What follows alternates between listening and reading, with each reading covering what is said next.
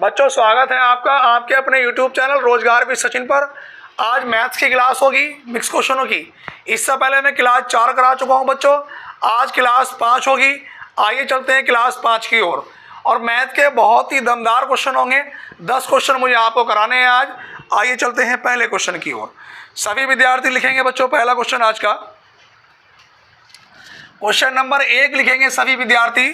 लिखेंगे यदि दो संख्याओं का गुणनफल 2160, दो संख्याओं का गुणनफल 2160 और उच्चतम समावर्तक, उच्चतम समावर्तक कब होता है? एचसीएफ, यानी कि जिसे हम बोलते हैं में से।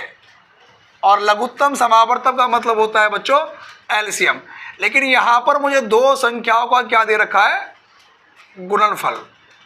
दो संख्याओं का गुणनफल 2160 और जो उनका एचसीएफ है वो कितना है बच्चों? 6। और लघुत्तम समावर्तक और महत्तम समावर्तक का अनुपात बताना है, यानी कि एलसीएम अनुपात एचसीएफ मुझे बताना है। आप क्वेश्चन को दोबारा सुनेंगे। दो संख्याओं का गुणनफल 2160 है और में से 6 है, तो हमारे पास क्या आएगा? एचसीएफ और एलसीएम का अनुपात कितना होगा बच्चों, ये मुझे बताना है इसका अनुपात।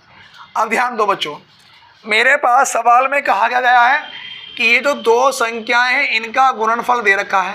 तो बच्चों सबसे पहले एक फॉर्मूला हमें बताया था हमने आपको कि ले से गुणा में से बराबर पहली संख्या और गुणा में दूसरी संख्या।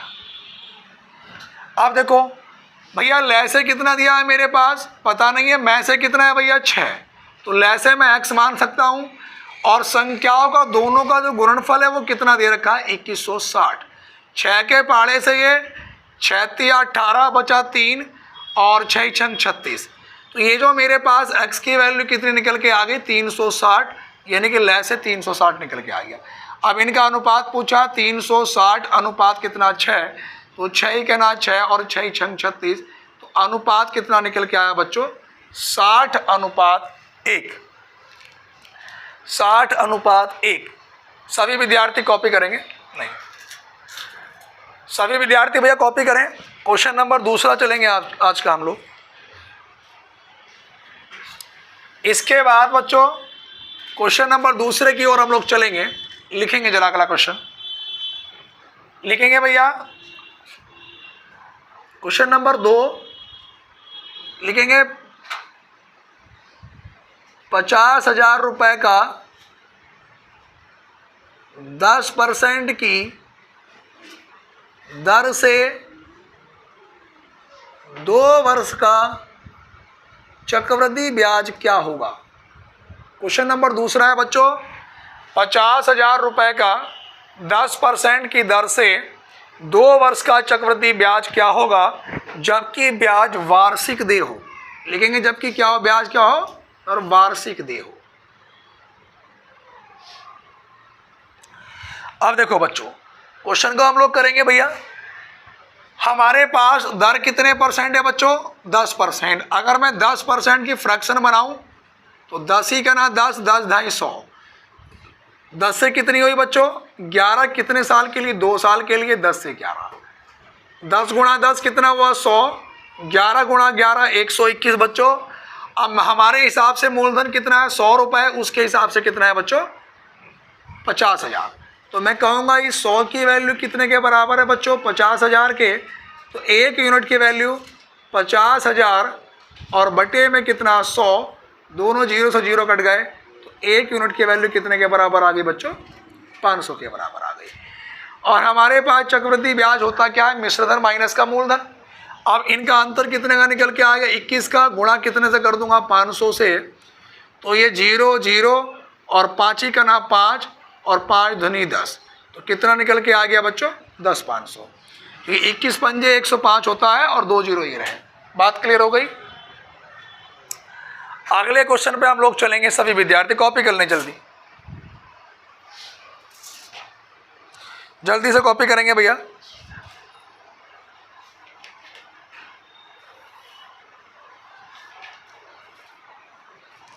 सभी विद्यार्थी कॉपी करें भैया।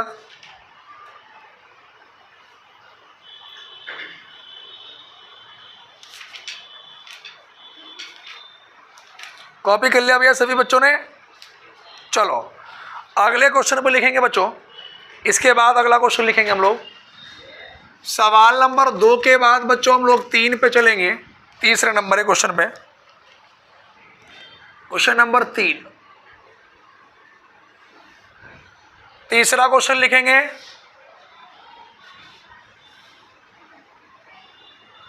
लिखेंगे भैया 1,00,000 रुपए का 10% की दर से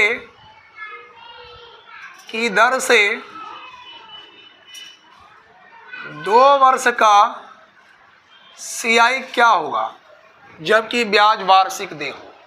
अगला क्वेश्चन लिखेंगे बच्चों। हमारे पास 1,00,000 रुपए का 10% की दर से 2 वर्ष का CI क्या होगा जबकि ब्याज क्या हो, वार्षिक दे हो।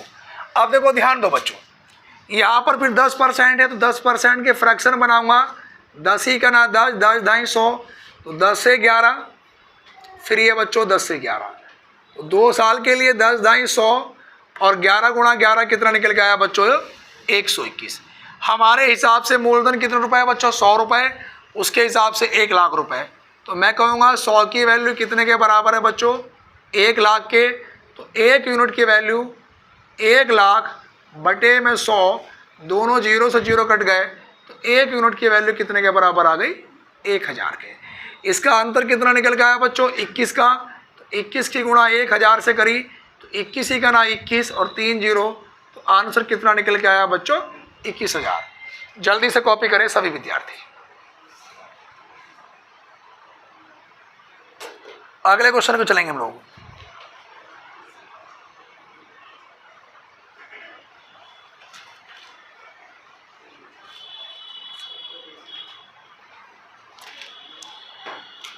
जल्दी से कॉपी करें भैया सभी विद्यार्थी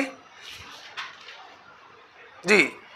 अगला क्वेश्चन चलेंगे हम लोग, लिखेंगे अगले क्वेश्चन को। इसके बाद सवाल नंबर 3 के बाद बच्चों सवाल नंबर हम 4 की ओर चलेंगे। चौथे नंबर के क्वेश्चन को लिखेंगे बच्चों। क्वेश्चन नंबर 4 लिखेंगे हम लोग आज का। कॉपी कर लिया सभी विद्यार्थियों ने भैया? चलो बहुत अच्छी बात है। अगला क्वेश्चन लिखेंगे बच्चों।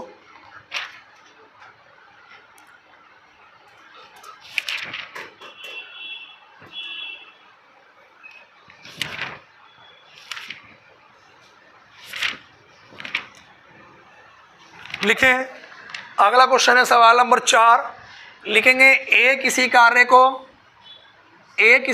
को 6 दिन में करता है और बी कार्य को 12 दिन में करता है। ए किसी कार्य को 6 दिन में करता है और बी 12 दिन में करता है। दोनों साथ मिलकर काम करना शुरू करते हैं। दोनों साथ काम मिलकर करना शुरू करते हैं। 2 दिन बाद यहाँ पर लिखेंगे एक काम छोड़कर चला जाता है। 2 दिन बाद एक काम छोड़कर चला जाता है। शेष कार्य को बी कितने दिनों में करेगा। अब ध्यान दो बच्चों, हमारे पास सवाल में कहा गया था कि ए किसी कार्य को 6 दिन में करता है, बी 12 दिन में। दोनों का एलसीएम कितना निकल के आया बच्चों, 12। यहाँ पर 6 के पहाड़े से 6 दूनी 12 और 12 के ना 12। अब ध्यान सुनो, दोनों मिलकर काम करना शुरू करते हैं और 2 दिन बाद एक काम छोड़कर चला जाता है। और दोनों का एक दिन का काम कितना है, ए प्लस बी का जो एक दिन का काम है 2 और 1 3। और काम कितने दिन तक करा, 2 दिन तक। तो 3 दूनी 6, टोटल काम कितना था 12। 12 में से 6 काम करा, बचा कितना 6। अब इस जो शेष कार्य को करेगा कौन भैया, बी। टोटल काम बचा है 6 और बी की क्षमता कितनी है 1। तो कितने दिन में पूरा करेगा भैया, 6 दिन में पूरा करेगा। तो जो हमारे पास सही आंसर निकल के आएगा बच्चों, वो इसका कितने दिन निकल के आएगा, 6 दिन निकल के आएगा। सही है। अगले क्वेश्चन पर ध्यान देंगे भैया। दोबारा सुनो भैया, ए किसी कार्य को 6 दिन में करता है, बी 12 दिन में करता है। दोनों का एलसीएम कितना हो गया 12। 6 के पहाड़े से भाग किया, 6 दूनी 12 और 12 के ना 12। अब देखो एलसीएम कितना हो गया 12, ये जो निकल के आती है हमारे पास क्षमता निकल के आती है, और क्षमता किसे बोलते हैं हम, एक दिन के वर्क को बोलते हैं। अब ध्यान दो, 2 दिन तक मिलकर दोनों ने काम किया और दोनों का एक दिन का काम कितना है, 2 और 1 3 काम करा 2 दिन तक, 3 दूनी कितना हो गया 6, टोटल काम था 12 में से 6 काम फिनिश हो गया, काम बचा कितना 6। अब ए ने काम करना बंद कर दिया, बाकी शेष कार्य को करेगा कौन, बी, और बी की क्षमता कितनी है बच्चों 1, तो 6 को 1 से भाग करूंगा तो कितना आंसर आएगा 6। अगले क्वेश्चन पे चलेंगे। बेटे किसी क्वेश्चन में डाउट हो तो पूछ लिया करो, सवाल की तरफ को पागल वाली तरफ मत देखा करो, सही है नहीं। अगर मन में जो बच्चे ऑफलाइन पढ़ रहे हैं कोई डाउट हो तो बिल्कुल पूछ लिया करो। अगले क्वेश्चन पे चलेंगे हम लोग, सही है नहीं। वो कहीं ना कहीं सक्के दायरे में आ जाता है क्वेश्चन। फिर अगले क्वेश्चन पे चलेंगे बच्चों। यहां तक सभी विद्यार्थियों ने कॉपी कर लिया भैया जी। अगला क्वेश्चन लिखेंगे, यदि ए तथा बी, लिखेंगे सवाल नंबर 5 है शायद, लिखेंगे यदि ए तथा बी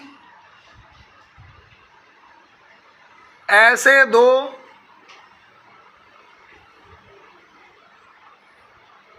धन पूर्णांक हैं कि ए स्क्वायर माइनस बी स्क्वायर बराबर 19 हो तो बी बराबर क्वेश्चन मार्क। बड़ा अच्छा क्वेश्चन है, जल्दी से प्रयास करेंगे करने का सभी विद्यार्थी। क्वेश्चन में कहा गया है कि यदि ए और बी ऐसे 2 धन पूर्णांक हैं, क्वेश्चन में कहा गया कि यदि ए और बी ऐसे 2 धन पूर्णांक हैं कि ए स्क्वायर माइनस बी स्क्वायर बराबर 19 हो तो बी बराबर क्या, ये हमें बताना है बच्चों। अब ध्यान दो बच्चों, इसका हमें पता है कि इसका मतलब क्या होता है कि एक बार जोड़ दो और एक बार घटा दो। 19 के टुकड़े करूंगा 19 ही का ना 19, इसके अलावा कोई फैक्टर हो ही नहीं सकते क्योंकि अभाज्य संख्या है। तो यहाँ पर हमारे पास a प्लस बी की जो वैल्यू दर्शा रही है वो किसे दर्शा रही है 19 को, और a माइनस बी की जो वैल्यू है वो किसे दर्शा रही है 1 को। अब ध्यान दो, अगर मैं दोनों को जोड़ूँ ये कट गया, a और a कितना आया 2a, 19 और 1 20, 2 के पहाड़े से 10 बार गया तो बच्चों a की वैल्यू कितनी निकल के आ गई 10 निकल के आ गई।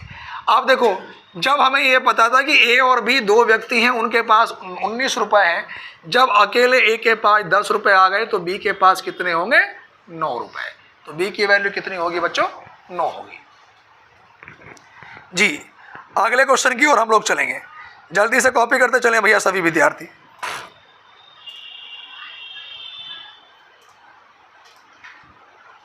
जी सभी विद्यार्थी कॉपी करते चले जल्दी से।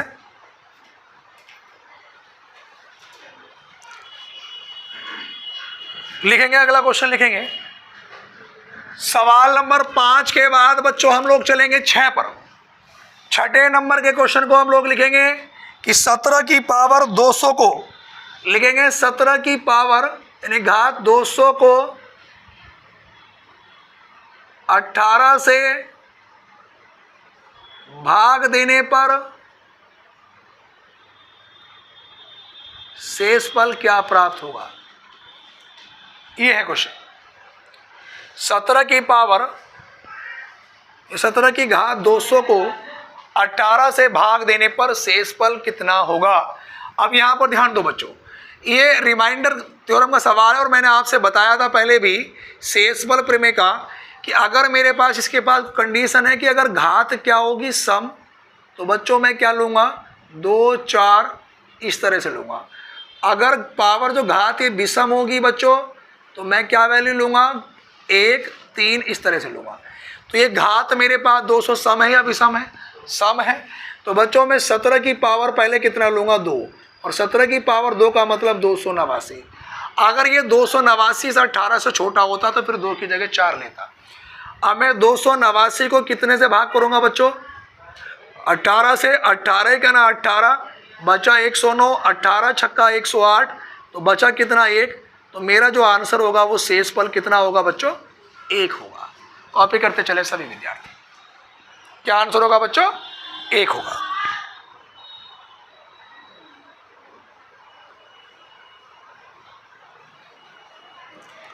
जी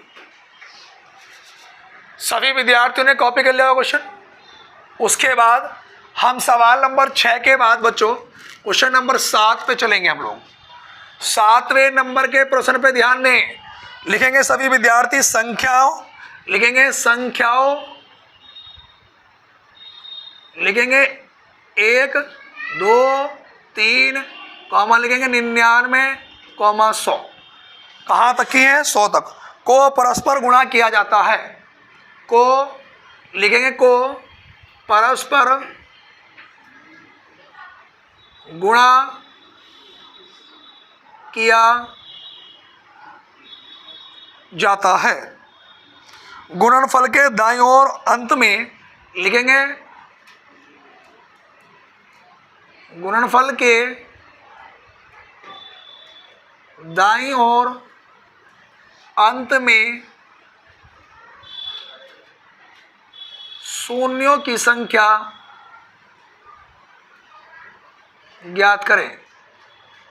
कई बार पेपरों में क्वेश्चन पूछा गया है जी। ऑप्शन है इसके बच्चों 18, 19, 20 और 21 इस तरह के। अब सवाल में क्या कहा गया कि संख्याओं 1 2 3 आगे डैश डैश 99 100 को परस्पर गुणा किया जाता है। गुणनफल के दाईं ओर अंत में शून्यों की संख्या ज्ञात करें। अब बच्चों ध्यान देंगे, अगर मैं 1 से 10 तक की बात करूं तो शून्यों की संख्या कितनी होगी? 2। बच्चा कहेगा 0 1 2 गुणा 5 से बन जाएगा। ठीक है भैया। उसके बाद अगर मैं 11 से लेकर 20 तक की बात करूं तो शून्यों की संख्या 2। 21 से लेकर 30 तक की बात करूंगा, शून्यों की संख्या 2। 31 से लेकर 40 तक की बात करूंगा, शून्यों की संख्या 2। 41 से 50 तक की बात करूंगा, शून्यों की संख्या 2। 51 से 60 तक में शून्यों की संख्या 2। 61 से 70 तक में शून्यों की संख्या कितनी आ गई? 2। अब 71 से 80 तक में शून्यों की संख्या 2 और 81 से 90 तक में शून्यों की संख्या 2 और 91 से बच्चों 100 तक में शून्यों की संख्या कितनी होगी? 3। सबको जोड़ दूंगा 1 2 3 4 5 6 7 8 9 2 9 18 और 3 कितना? 21। हमारा आंसर कौन सा वाला होगा? D option. बात समझ में आ रही है बच्चों? जी अगले क्वेश्चन की ओर हम लोग चलेंगे सभी विद्यार्थी। सवाल नंबर 7 के बाद बच्चों हम लोग 7 के बाद 8 पे चलेंगे। क्वेश्चन नंबर हम लोग 8 पे चलेंगे बच्चों। 8वें नंबर का सवाल लिखेंगे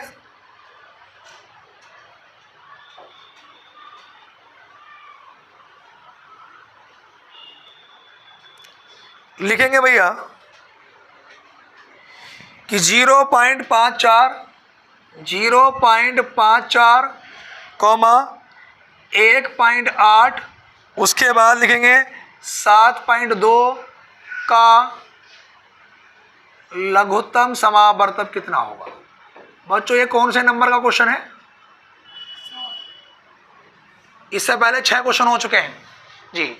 ये सवाल नंबर 7 है बच्चों। अब देखो ध्यान दो, 7 तो इससे पहले मैं करा चुका हूं। ये क्वेश्चन नंबर 8 होगा बच्चों। 7 इससे पहले करा चुका हूं, तो ये सवाल नंबर कौन सा है? 8। अब ध्यान दो, इसका लघुत्तम समावर्तक पूछा है, तो पहले तो बच्चों मैं इसका पॉइंट हटाऊंगा। पॉइंट के बाद कितने आएंगे? 2, तो 2 ही 0 लगेंगे। यहाँ पर पॉइंट हटाया 1, इसमें पॉइंट हटाया बच्चों 1। अगर ये आपस में कट रहे हैं तो पहले इन्हें काट लेना चाहिए। अब ध्यान दो बच्चों, 2 के पाड़े से अगर मैंने इसे काटा तो कितनी बार? 27 बार। और 2 के पाड़े से कितनी बार? 50 बार। फिर ये 2 के पाड़े से 9 बार और ये 5 बार। 2 के पाड़े से 36 बार और ये 5 बार। तो ये वैल्यू कितनी बनी? 27/50 कॉमा 9/5 कॉमा 36/5। अगर लघुत्तम पूछा है तो ऊपर का लय से और नीचे का मैं से। महत्तम पूछते तो ऊपर का मैं से और नीचे का लय से। तो इनका सबका भैया एलसीएम कितना हो जाएगा? देखो जो सबसे कट जाए। अब देखो यहाँ पर 27, 9 और 36। अब ध्यान से सुनना भैया, इनके अगर मैं एलसीएम की बात करूँगा तो 9 के पाड़े से 9 × 27, 9 × 9, 9 × 36। तो ये 9 × 27 और 27 की गुणा 4 से करूँगा तो 4 सत्ते 28, हासिल लगे 2, 4 दूनी 8 और 2 10। तो यानी कि एलसीएम कितना निकल के आ गया बच्चों 108, और में से कितना निकल के आएगा 5। 5 के पाड़े से काटूंगा इसको, 5 दूनी 10, 5 ही कना 5, बचा 3, 5 छंग 30। तो आंसर कितना निकल के आएगा बच्चों 21.6 आंसर निकल के आएगा। अगले क्वेश्चन की ओर हम लोग चलेंगे बच्चों जी। इसके बाद हम लोग अगले क्वेश्चन की ओर चलेंगे। सवाल नंबर 8 के बाद बच्चों 9 की ओर चलेंगे। क्वेश्चन नंबर 9 नंबर के सवाल पे हम लोग लिखेंगे भैया कि x की पावर a बटे x की पावर b, और बच्चों उसकी भी पावर है a square plus A B और प्लस बी स्क्वायर। फिर ये इनटू बच्चों x की पावर b बटे x की पावर c और उसकी भी पावर b स्क्वायर प्लस कितना बच्चों ये bc प्लस c स्क्वायर। फिर उसके बाद बच्चों इनटू में x की पावर c बटे x की पावर a और उसकी भी power c square plus C ए और प्लस कितना बच्चों b स्क्वायर। ये मेरे पास है, b स्क्वायर नहीं होगा बच्चों, क्या होगा a स्क्वायर। सही है। अब यहां पर ध्यान दो बच्चों, घातांक करने का नियम यह कहता है कि अगर कहीं पर a की पावर b और बटे a की पावर मान लो c हो और आधार 1 से हो तो घाते क्या हो जाती हैं बच्चों, घट जाती हैं। ये घातांक करने का नियम कहता है।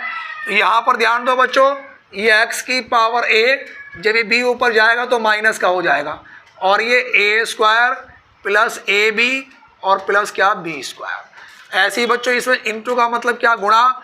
फिर ये x की पावर b माइनस कितना हुआ है c, और यहाँ पर ये b square plus B C plus C square.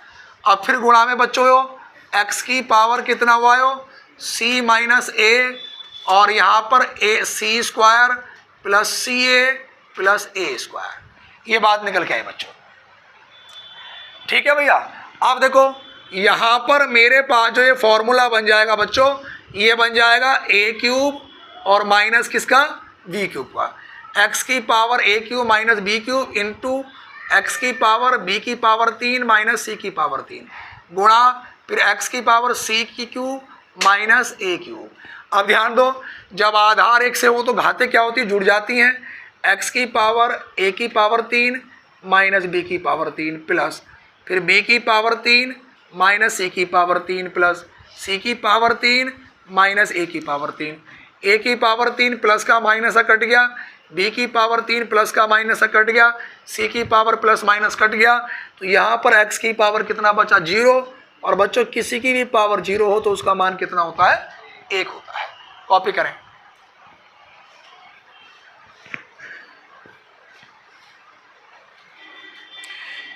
तो बच्चों जरा स्मार्ट बोर्ड की समस्या है, नहीं सवाल तो एक से एक करवा दूं, बात सवाल लिखने की समस्या है। लेंथी सवाल लिखने पड़ते हैं ना बोर्ड पे, सही है ना। अगले क्वेश्चन की ओर चलेंगे भैया सभी विद्यार्थी, आगे चलें। क्वेश्चन नंबर 9 कंप्लीट हो चुके हैं बेटा। क्वेश्चन नंबर हम लोग चलेंगे 10 पर। 10 नंबर के सवाल पे हम लोग चलेंगे भैया। 10 नंबर का क्वेश्चन चलेंगे।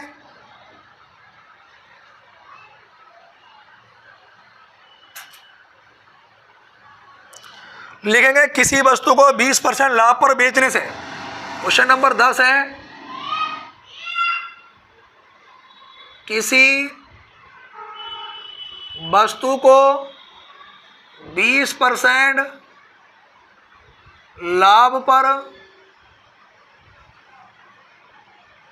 बेचने से 20% हानि पर बेचने की तुलना में 20% हानि पर बेचने की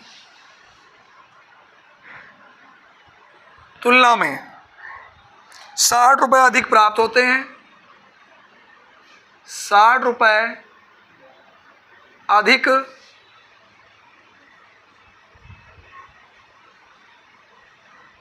प्राप्त होते हैं, वस्तु का क्रय मूल्य कितना होगा? वस्तु का